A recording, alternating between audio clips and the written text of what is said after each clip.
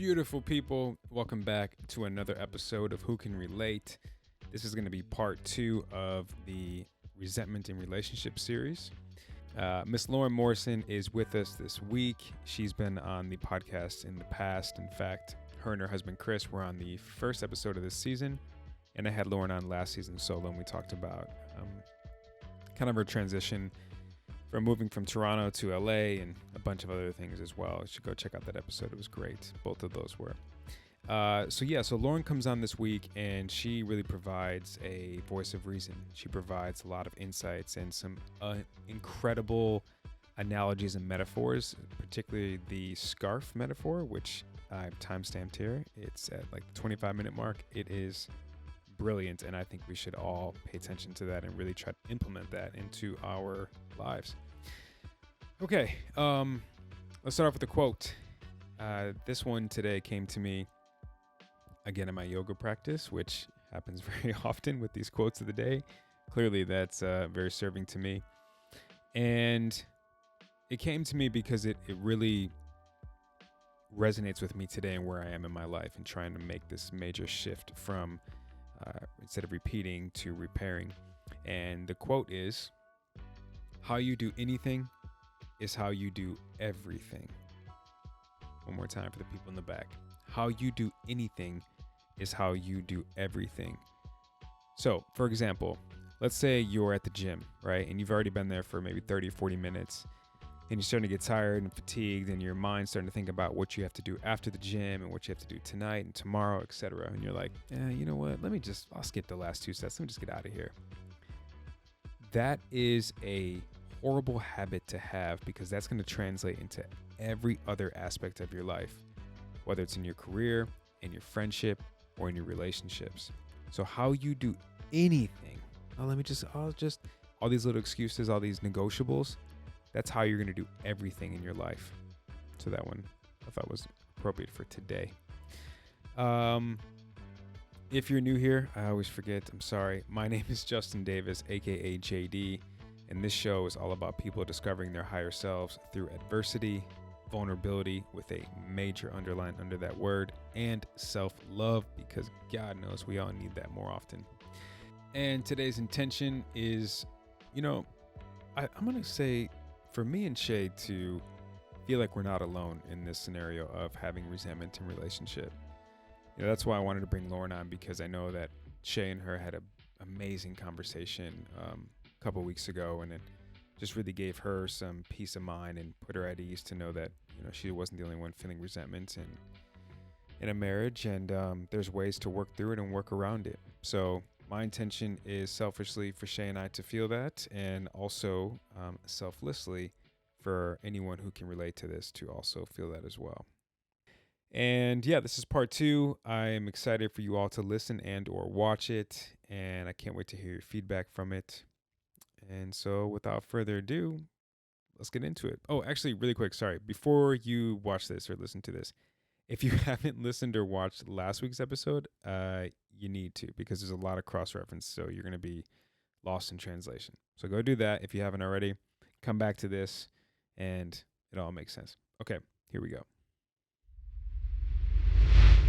I'd like to be referred to as this very special guest.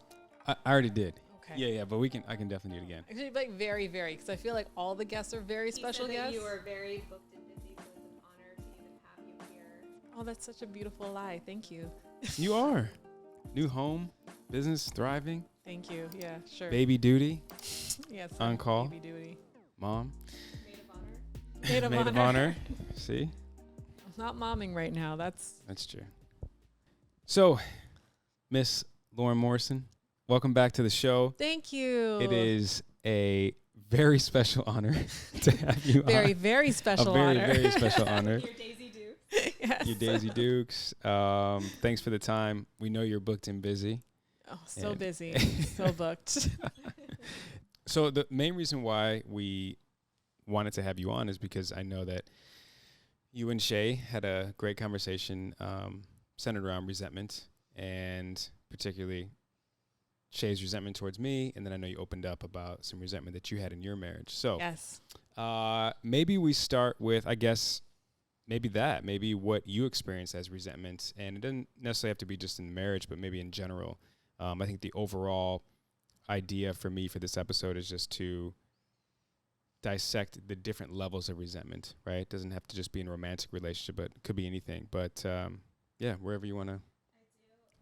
I do have to say, the first time that I did talk to you, when we went and had lunch, I don't think I was identifying it as resentment. And I remember having a conversation about being able to balance everything in my life. And I felt like, although I do feel like I struggle with a little bit of time management, I don't feel like at that time what I thought was the root, I think you had even said it's never about time management. No, never. Yeah. No. Time management is the first lie we tell ourselves. I think I just need to be better at managing my time. And it's why I say it's never about time management. It's never about time management because you can Google time management.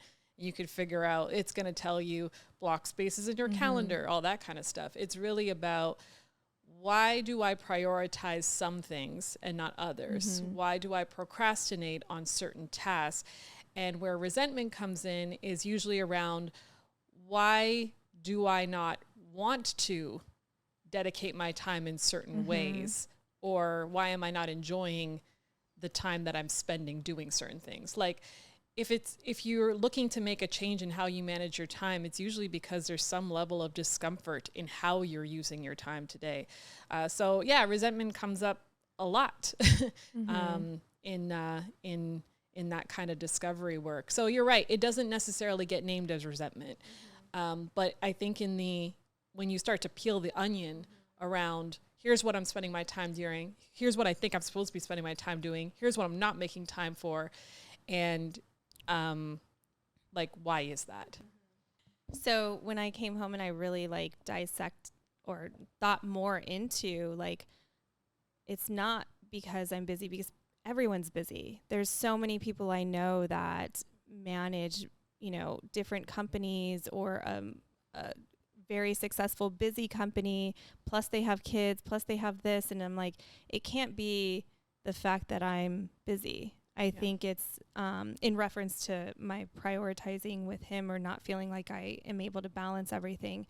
And then just thinking of him, I'm like, he's no different as far as busyness. He's also busy. He not just, has the 2 podcasts, like I said, but he has a curricular activity he does full time. Part-time, whatever you want to call it. Listen, let me just say for the record, my last modeling job was a golf brand modeling job. So now it's bringing money into our household. So I just wanted to make that clear. It is. And he's going to turn pro. It's a matter of time. It's just a matter of time. It's an investment. It's an investment. Total investment. So it's another business, right? So, but he's always found ways to include me in everything where I don't feel, no matter how busy he's been, where I feel like I'm yearning or, getting pushed on a back burner. So, that was probably the start of me really diving deeper. And I think the truth of it with resentment, I think I deep down inside knew what was happening. And I might have casually said things here and there but I think it was a hard thing for me to accept, let alone say out loud, let alone, I think I just carried a lot of guilt and shame behind feeling resentment towards my husband. Yeah. So I want to get into the nitty gritty here. So you guys had a conversation about the resentment piece. And I know Shay was really excited for the recap, but then couldn't remember the recap. So she's like, I just wish Lauren was here. I wish I could have had you on, on the call because it was really helpful. So I guess walk us through, Lauren, maybe something that you were giving Shay that could have been helpful, and or where did it stem from? Well, I think what we started to talk about, Shay and I, in our secret conversation that is no longer a secret. Right, exactly. What we were really getting around was this idea that, once Shay had told you, kind of given you, I feel resentful because of X, Y, Z. And she said that weight that was lifted off of her shoulder, and she just felt so much better. And the key of it was that she felt more inclined to want to spend time with you. Like she wanted to be closer to you because it was like this secret or this chasm, like just felt like it was a lot smaller.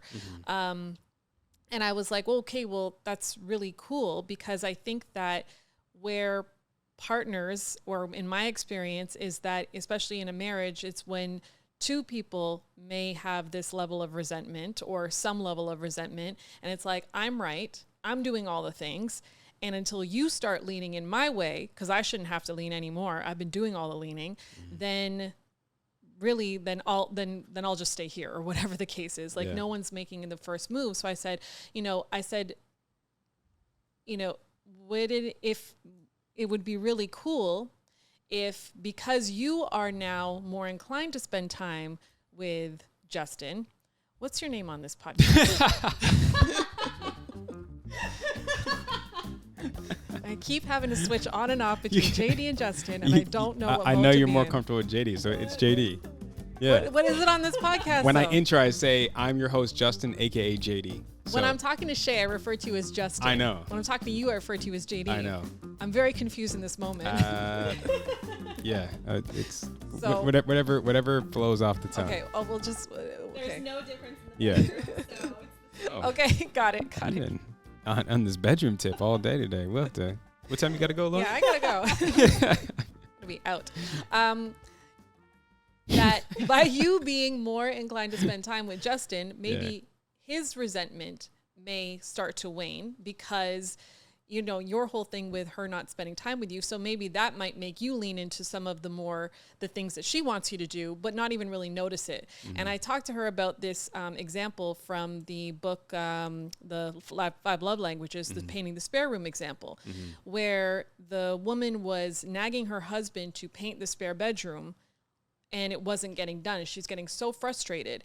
And it wasn't until she started praising all the things around the spare bedroom. So it's like, thank you so much for mowing the lawn. Thank you so much for doing this, and appreciating all the things that he was doing versus continuously focusing on what he wasn't doing. The spare bedroom got painted. Right. And I said that I noticed that even in my own marriage, because when Chris and I were together, and we still are together, when Chris and I were maybe somewhere between the 5-7 year mark, we had 2 small kids. I was working full time. He was working full time, but he was like tunnel vision on work, working like 16-hour days, working all the time. Meanwhile, I was working as well, but also taking on the bulk of everything in the home. So I was doing all the cooking, I was doing all the cleaning, and I was doing all the kid caretaking as well. If the kids got sick, it was on me to figure it out. Pickups and drop-offs from daycare, like so much of everything was falling to me. And I was just getting really frustrated, because I said, why can't you lean in more? Like, I need more of your help here. But instead, you're so busy serving people outside of this home. And you say you're doing it for the family, Right. but the kids have everything that they need. You're doing this for you. And the truth of the matter is that a lot of it, yes, when you do have children, his responsibility meter as a man went up, and he was like, I got more to do, more to provide. But more so than that is that he really felt like he was getting closer to his 40s, and he was like, I'm running out of time. My clock is ticking, and I'm not where I want to be. And so that just kind of got him to double down and focus on working, because he felt behind already. And so if he feels behind, and I'm coming to him being like, why aren't you spending more time? Why are you always working? This is supposed to be your day off. Why are you still taking calls? He's like, now you're in my way. And so I'm resentful, because I'm like, how much more could I be doing? I'm doing all the things. I'm not a stay-at-home mom. Right. I'm working full-time. I'm bringing in the salary that you're bringing in. So if we're equal in the workplace, why can't we be equal in the home? And it was because we were equal in the workplace that he's like, that's a problem. Because he was like, I'm more senior than you, because he's older than me. And that means I have less time. So the more you're all like, I can do this, why can't you? The more it fueled him to be like, I need to be on a different level. And we I would say we and I'm giving you a lot of hindsight right now, but it really did nearly break up our marriage, because he kind of got to this point where he's like, I'm tired of the side eye. I'm tired of the anger. I have a mission right now. And if you're not going to be my cheerleader, if you're not going to push me forward and you're going to pull me back and I already feel behind, I don't want that. Yeah. And so it wasn't until I shifted in myself. So I stopped waiting for him to do the dishes more or, being more attentive in the home. And I started just accepting those things as my job. That is my job. And changing my expectations of him. And once I did that, suddenly he started to lean in more, because now he feels more secure in his role to move ahead, that he can give more back to the marriage. And he feels more appreciated in the home.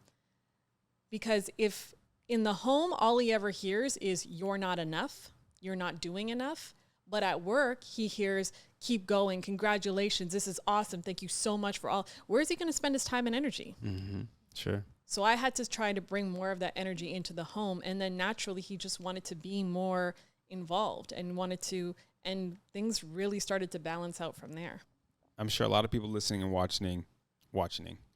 I'm sure a lot of people listening and or watching are wondering, what was the shift? What was the click? What was the moment that kind of got you guys on the same page and accepting of either different roles, or maybe in your case, it was just accepting your role, it sounds like. So the moment was, I had, so myself and Chris, we were friends with this couple. And were they his friends or your friends? No, they were my friends first. So okay. They're my friends first. So this couple had been married for, they've been married like 13 years at this point. And she's one of my oldest friends. And, through our friendship, her husband and Chris became friends. And so I remember just feeling very helpless and feeling like I've tried all the things. I've cried. I've said like, hey, maybe you should go live somewhere else. And he's like, maybe I should. Oh, wow. And so I was just like, oh my God, like this is getting real. Like, and where are you guys timeline wise in your marriage? This was, I think we were around it's somewhere between year 5 and year 7. Okay. And I was just getting very scared, and so I called my girlfriend in tears, and I was like, please, I'm like, you have to talk to him. I was like, get your husband to call him. Like, he's going to leave me. You have to talk to him. Someone has to talk some sense into him. And no one talks sense into him, but they related to him. And they really identified with his mission to move forward, and identified to have a partner who was going to help him do that. Wow. And so is that what they had in their marriage? And that's what I think they have in their marriage, where they're very much like that ride or die couple, all that kind of stuff. And definitely like a couple that we look to, in the early stages to be like, for a lot of us, for me at least, I don't have a lot of friends who were married who probably wouldn't be divorced in year 1 if they didn't have kids. This was like that couple that was just like, no, they're genuinely happy to be together all the time. And so we kind of looked at them. I looked at them as like goals. Sure. So I respected them. And, she said to me, the things that you're complaining about, like, oh, I got to do all this. I got to be the one taking care of the kids. I got to be the one taking care of the house. I got to be the one going to work. I always got to be the one. She's like, that's your job. That is your job.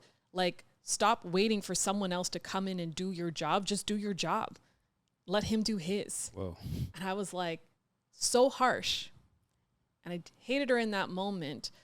But that moment made me say, okay, Lauren, there's another side here. Do you want to be right or do you want to be divorced? And I knew I didn't want to be divorced. So I'm like, you got to try something different, and maybe accepting that this is your job is what you got to do. And it might feel imbalanced. It might feel like it genuinely felt like, why should I have to do anything more? Right. I'm checking all the boxes here. I shouldn't have to do anything. But it was that push to lean in further, to say, okay, let me look at my role a little bit differently. Let me behave a little bit differently, and let me be the first to make the change. I can't change him. My friends can't change him. The only person that I can change is me. Mm-hmm. And I want this marriage. Mm. So that's where that shift happened. And that's where it was just like, you have to do something different, because this isn't it. Do you think in that moment, had you have not decided to make that decision, do you think Chris would have adapted or adjusted in any kind of way? It's hard to say, but I don't think so. I think that, you know, when we talk about the way of the superior man, just needing to be in your purpose, to feel like you are fulfilling your purpose, he had to be happy with himself before he could really lean into our happiness as a unit. And he wasn't there. And I could justify it. I can look at his life and be like, you're fine. What is your problem? You're fine. You have a house. You've got 2 kids. You're living the dream, buddy. Right. There was also a piece that you told me that it was stemming from a lack of, from him, his childhood, and him watching his mom, and the lack of his dad provide. So I think that put him in a place where he's like, when I become this, I want to be the opposite of what my dad was. Exactly. So it's almost like I was asking him to provide less. And he's like, no. My mission is to provide more than what I was given. So And to be the lead. The family. Yeah, exactly. And so even me earning a similar income and everything like that, it was like, I'm not, and him being further ahead in his career than I was, like, did not take kindly to, and on the one hand, you're like, that shouldn't matter, you're partners, but we all have our egos, we all have our writings, we all have those things, and it's like, it was something that just didn't sit right with him, because he felt like he should have been further ahead than where he was at, and I was dragging him back. And I didn't want to be that for him. Like, I didn't want to be his obstacle. I wanted to be his cheerleader. That's what I signed up for in marriage. So it was just like, fixing that. And I would literally check in with him. I'd be like, hey, you never see those bumper stickers on trucks? They're like, how's my driving? Call this number. Yeah. Literally, I'd be like, hey, Chris, how's my driving? And how are you feeling? Are you feeling that resentment? Are you seeing a shift? And the less he was feeling that, the more, like, suddenly the kitchen was getting cleaned, the laundry was getting done, kids were getting picked up. Like, so much more of him was coming back into the home because it just wasn't filled with the same energy anymore. Yeah. I think one of my takeaways from that example and that story is a little bit to your point of either your friend or you mentioned, I'm either going to be right or I'm going to be divorced. Yeah. I think Esther Perel says a very similar thing. It's either you're going to be right or you're going to be in a happy marriage, right. you know? And so, very similar. But what I take away is, in that moment, in that crossroad, you made the decision to say, all right, look, I'm going to control what's in my control here.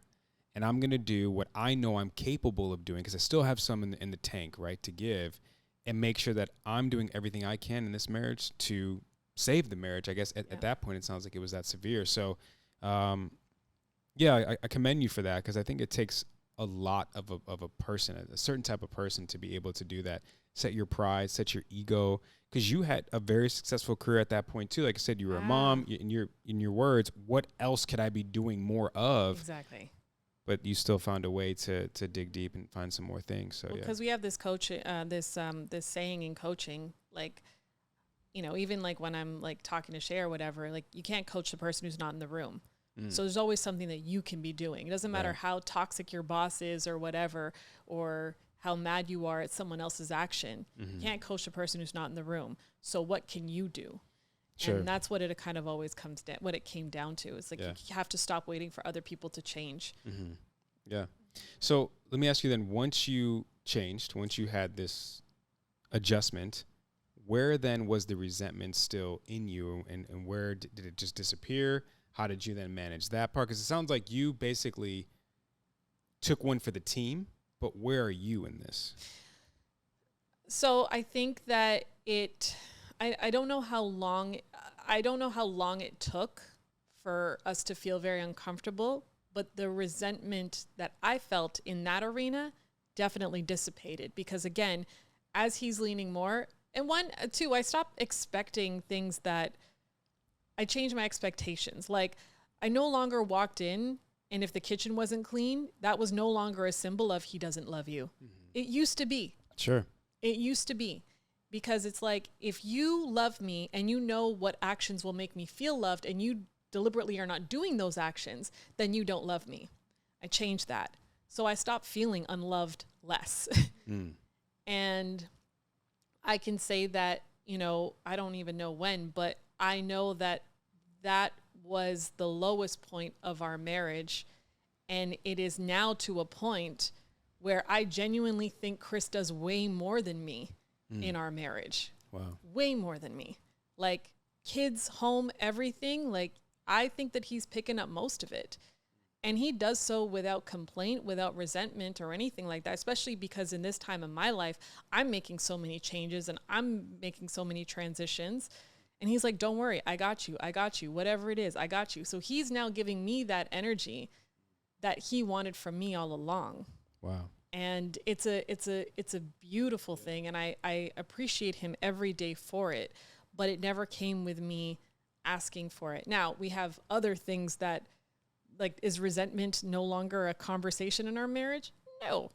Sorry. Yes, it is. Yeah. It absolutely is. Right. But nothing as severe as what it was before. So yes, I resented him, but he very much resented me. Mm-hmm. And we haven't been back to that place since then. Yeah.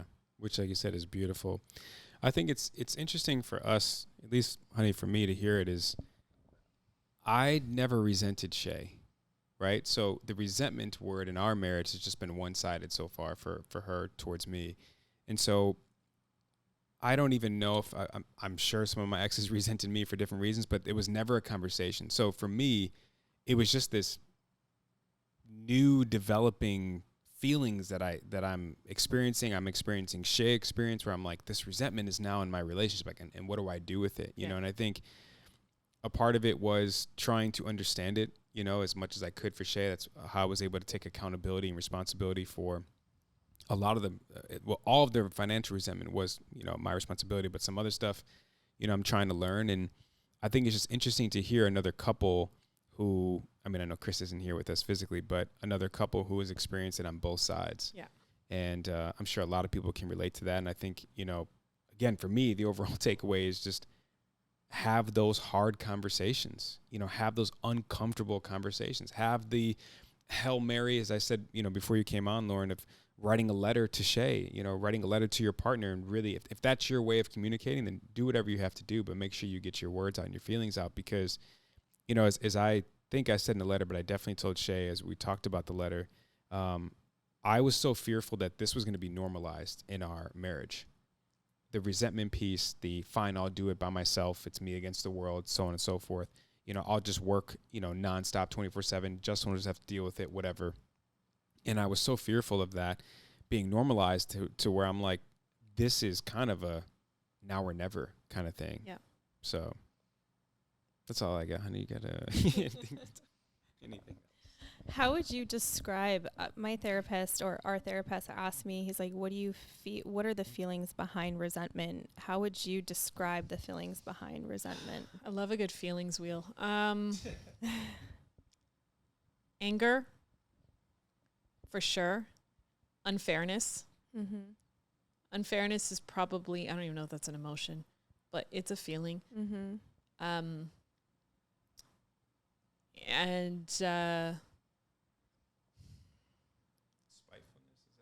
If spitefulness is a term, then yeah, definitely spite. It's like so when we're teaching leadership, when I'm teaching like facilitating leadership with executives, there's this model called the S.C.A.R.F model. And the S.C.A.R.F model is essentially, it's used for employees, but it's definitely valid in marriages too, right? I think that They can all, we're at the end of the day, whatever brain you take to your work is the same brain you bring to your relationship, right? Unless you're in the show, I Severance. was just gonna say, yeah. Unless you watch that show, Severance. It's a good show. Yeah. But the model basically talks about risk versus reward, or threat moving someone from a threat state to a reward state. And what is it that triggers you to go into threat state, and how do you change that trigger around to move someone into a reward state? Because when someone's in a reward state, employees are in a reward state, they feel more compelled to do what you want them to do, right? That's just, and we're talking about the same thing here. So S.C.A.R.F being like, S is for status. So it's like status being like, whether it's your seniority at the job, your title or whatever, that's important to you. And if someone is creeping up on your status or is not acknowledging your status, then that can be a trigger for you that that wants to put you in the fight or flight mode. So when I think about Chris, status is a big thing, right? The C is certainty, your ability to predict your future, to know what's going on. I'm going to meet you at this time for this time for this time because you want to be in control of your schedule. A for autonomy. R for relatedness, like knowing that we're all in this together. And F for fairness. If there is a sense of unfairness, then it can trigger someone. So knowing similar to someone's love language, knowing what someone's risk or trigger is can help you to speak their language better so that they feel safer, they feel more rewarded, and they can be more present in the engagement, and they can be more engaged in the work that they're doing or in the relationship that they're in. So I know for me,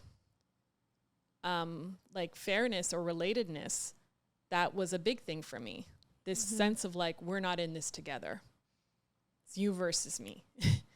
And for Chris, it was definitely status. So that's why when you ask like what emotion comes up, it's, if I'm resentful of you, it's maybe because I don't think it's fair, or I don't think that we're in this together. So trying to figure out how we can get back on the same page. So one more time then, Lauren. So S is for status. Status. C is certainty. Certainty. Autonomy. Relatability. Relatedness. And then fairness. Yeah. Good job. Yeah, I want to really like try to figure out what ours is. We'll have to try that. I think that's great. We might not have the same. Like you said, Chris's status, your fairness.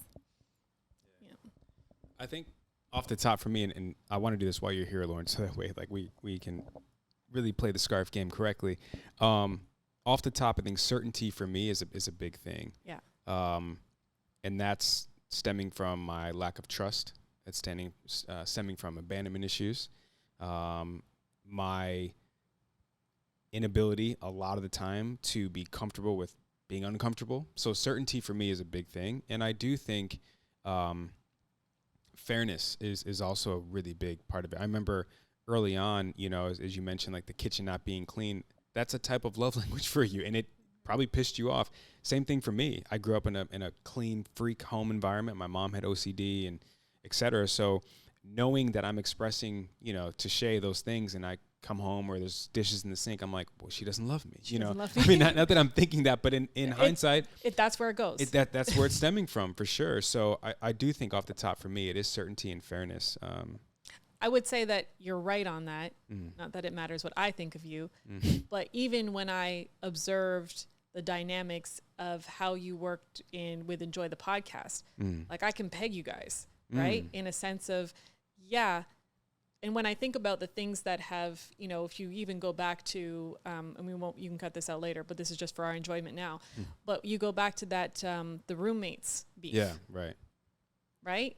The certainty for you is what the trigger was, because it's like, what time are they coming? Right. What time do I need to be there? What time do I need to be there? Yeah. I need to plan out my day, or whatever the case. If you say I have to be here at this time, this is when I'm showing up. Right. But for someone who doesn't prioritize certainty the same way, Yeah. they look at that as like, what is your problem? Yeah. Right? And then the fairness came in. Yeah. Because I'm like, Jared, it's not fair to me that you're all of a sudden taking our entire friendship onto this one night that JD didn't show up. I'm exactly. like, But for Jared, yeah, relatedness is huge for him. right. Because relatedness is just like, doesn't matter what it takes. We're all in this. Yep. We are all in this. And if you're trying to protect other parts for you, you're not in this. Right. So you can kind of see how, it does play out. And if you don't understand someone's trigger, then it's very easy for you to say, like, it makes no sense why you're behaving this way. It makes no sense why you're responding this way. Wow. But again, you don't treat people how you want to be treated. You treat people how they want to be treated. And so no different than love languages or any of the other personality things, understanding someone's trigger or what puts someone in a threat state can help you keep them in a reward state and help you have more empathy for them. And that's why we wanted to bring you on, Lauren. Like, between the S.C.A.R.F method, you know, and so appreciative of you explaining your situation, your marriage with Chris, and got to the brink of being broken. It's nice to feel and to know that we're not alone, for sure. I'm sure a lot of people too.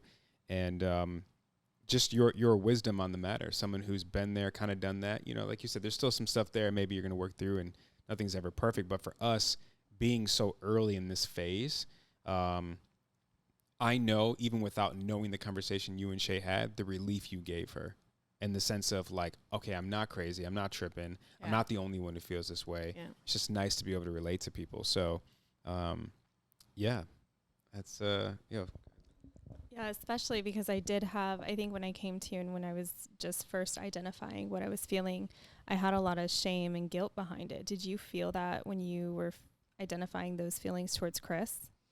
Yeah, I knew you were looking for the shame word from me. And I can't remember, and this is a long time for me, I can't remember feeling shame in that moment. And I think that maybe just had a lot to do with my pride. And again, just feeling like I'm the shit. Like, the mere fact that we're even having a problem right now is baffling to me. And meanwhile, he's feeling the same way. Like, you know what I mean? Like, do you know what you could be dealing with and you're not? And your biggest complaint is that I'm too ambitious or I'm too focused on work, you know, or whatever it is. But so I don't remember feeling shame or guilt. But I remember you and I talking about that. And shame and guilt is just an interesting conversation. And Brene Brown has a thing on it as well. It's like, guilt is something that we interchange them a lot.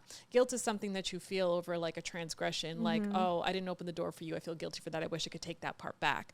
Shame is, you know, this feeling of not living up to a being of yourself. So when you and I were talking about that shame, it's just like, what should a wife be? And if I'm feeling these things, then I'm not living up to a definition of being. Yeah, which is what I was feeling. Yeah. Because I felt like through a marriage and husband and wife relationship where he might be weak in some aspects or he might be low in parts of his life, I should be the one that brings that up, like that teeter-totter analogy, you know, that balances it out. And for me to be the one to balance it out, but then be upset about it and angry about it and build up a resentment about it was the struggle that I was having. Right.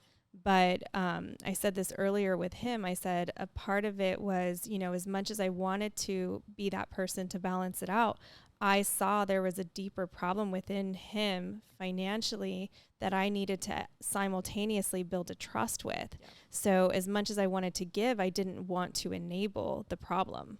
Yeah. And it's there is that fine line, right? To your point, JD, whatever your name is. Maybe just Jay when you come on. Maybe Jay. Don't give me a third option. Okay. I'm overwhelmed already. But there's always technically more you could be doing. There's always more that you could be doing. And when do you kind of get to the point where you're like, hey, I'm done paying. Whatever the reward is, it's not worth the cost. What do you think that, I mean, it's very subjective for Yep. sure, but what do you think that moment is to where it's like, I know I have more to give, but at this point, it's like I'm crossing my own boundaries. I'm not valuing myself. I'm lowering my value, or I'm making a fool of myself, right? Like, at what point is it, you know what, this is not serving me. It can't be serving us. Maybe this isn't it. And I think it's that ratio, that mathematical ratio formula that has no formula to it, or it's when the pain of staying the same is greater than the pain of change. So if that's when you change, like I can keep going and doing what I'm doing. I kind of put it to like choose your hard, in a sense of, in my case, it's hard to set my ego back. It's hard to do things that I don't feel like I should be doing, being in my position. But I don't like the hard of being divorced. Don't like the hard of selling my house. I don't like the hard of living my life without this person and breaking up my family. But there are moments where the hard of staying the same is a lot. Yeah. And people will still stay in it because they don't want to choose the other hard. So it's hard to say, like, when is it right? But until you decide that the hard of staying the same is worse than the hard of change, then you're just going to be in it. Yeah. It reminds me of, I had it up last season, this image of two hands. One was holding a rope and there was blood dripping from that. Yeah. And the other one was a hand that let go of the rope, and it was a healthy, healed hand. And it just said sometimes it hurts more holding on to things that you should just let go of. Yeah. Yeah. And it's, to your point, it's like, where do you draw that line? I don't know, because it's different for everyone. Yeah. Everyone's tolerance is different. Totally. And to say that I'm never going to have to compromise my boundaries in a marriage, or never going to have to compromise certain values or parts of who I am, that's wrong. Just be by yourself if you don't want to do that. Like, really and truly. Yeah. But that's what it kind of takes to be in something, is to just constantly assess, like, what's important to you, and, you know, what am I willing to give in order for that to be important, or what am I willing to give? Like, what is my ratio today? Yeah. Because that ratio changes. Great point. Yeah. And it's hard to think about your ratio 10 months from now, let alone 10 days from now. So yeah, like I can say, like, I know where my lines would be if he was abusing me. Sure. I can say this in theory. I don't know, because I have not been in that situation, and I don't know what I will tell myself if ever I were to be in that situation, which I probably never will be, but who knows?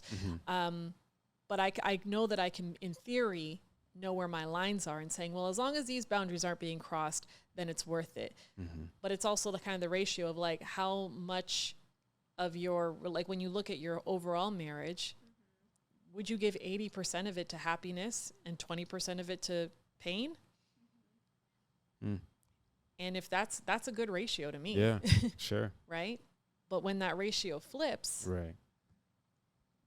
Yeah. Maybe it's not the fit. Not to say that, and I'm not talking about a period. I'm talking about, like, overall. Right. And is the person exhibiting, like, you know, we talk about not making permanent decisions over temporary situations, you know? So I think that if I would have changed and he would have gotten to a good place in his career and nothing changed, then I'm removing certain variables. Like like in a science experiment or in a lab where you're looking for a certain reaction. So you're trying different variables in the test tube. And when those variables don't cause a reaction, you rule them out. And so when you kind of get to that point where you're like, hey, I've tried all the variables, this just isn't working. Yeah, right. This formula just isn't working. But you got to keep ruling them out until you're satisfied that you've tried them all. Yeah. Well, again, thank you for all the gems. Thank you for all the knowledge. To see, he knows we're wrapping up. Yeah. Maybe the word thank you exactly. he's like, oh, they're almost done. No, seriously, it means a lot, Lauren. And I said before you came over that how lucky we are to have such an incredible support system and a support cast and a beautiful circle of friends that we can lean on in times of uncertainty, confusion, resentment, Yeah. etc. So, selfishly, I'm kind of happy you guys went through that, and so you can kind of give us some insights. And I know a lot of people are also going to be taking notes from this. So, thank you for coming on. It was the word thank you because he looked up when I said it. Thank you for coming on. Thanks for your time. Thanks for your insights. And I want to have you on again, actually, next.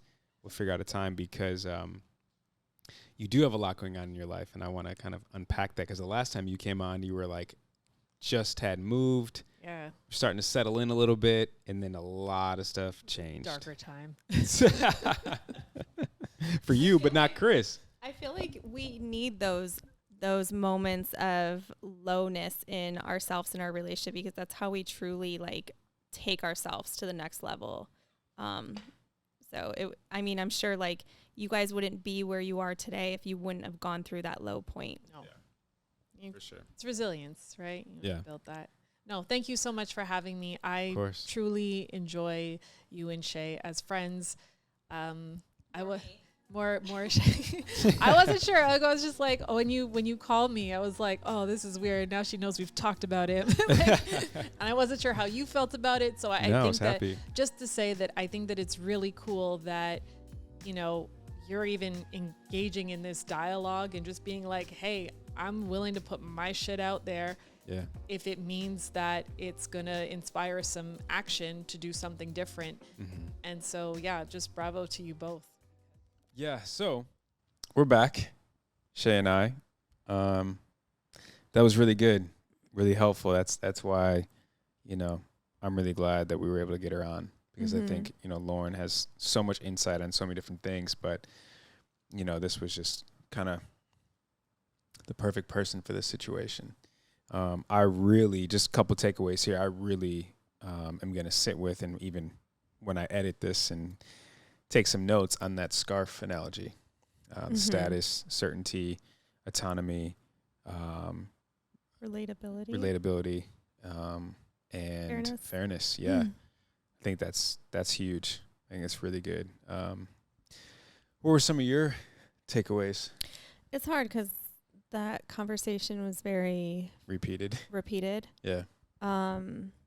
Yeah. But it was, now you understand more so why I came, or when you came home, and I'm like, I had an amazing conversation with Lauren. Yeah. I don't even want to repeat all that she said because she came with so much that it would be hard to. I would just rather you have that similar conversation. Yeah. Yeah, I think another takeaway too is, as I mentioned when she was here, about how she took the opportunity to say, look, I know what I can do here. I know what I'm willing to do, willing to sacrifice in order to save this marriage and get us back on track. And I really admire that because, like I said, it takes a lot for someone to do that. And so it's very inspiring. And I'm really happy to hear then that Chris is really adopted a whole new role for him as well, and kind of how the tables have turned a little bit. Yeah, I mean, what I loved about that is by her taking that on and herself making those changes, it actually benefited her in the best ways with Chris then making the changes. Yeah, like without her having to ask, it just like organically came into that, you know? For sure. So that was very beautiful because I wonder how the outcome would have been if she would have made all those changes, but then still would have found herself wanting and yearning more from him. But because he organically started to deliver that, it really balanced everything out. Yeah. Naturally. Yeah. And again, it's just nice to know we're not alone. Who can relate? Who can relate, right? So if someone could relate, someone out there, multiple people, I'm sure, let us know in the comments. If you're on YouTube, let me know in the review on Apple Podcasts. I'm just really curious to know what everyone's thoughts are on this. I know it was a lot. We unpacked it. It was heavy, very deep. So I'm just curious to know everyone's thoughts and feedback on this.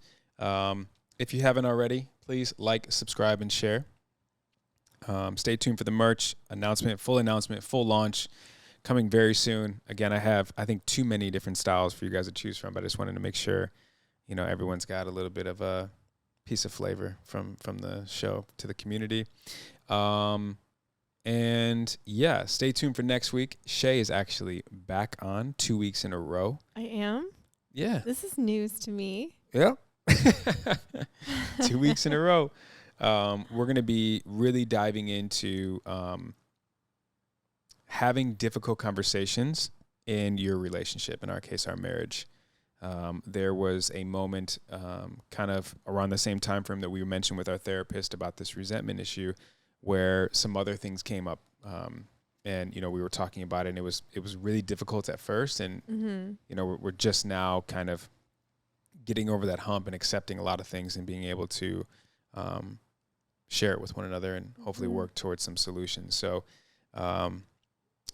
just Shay and I, trying to help us out try to help you out while we help ourselves out. Being very transparent here. I hope you all appreciate it, because it's not easy, as you saw the emotions earlier on. And if you're listening, you heard the emotions early on. So, but it's all for a good cause, trying to help everyone out. So we will see you next week. Any send off, honey? See you next week. She's still like, I can't believe I got to be back here. See you next week.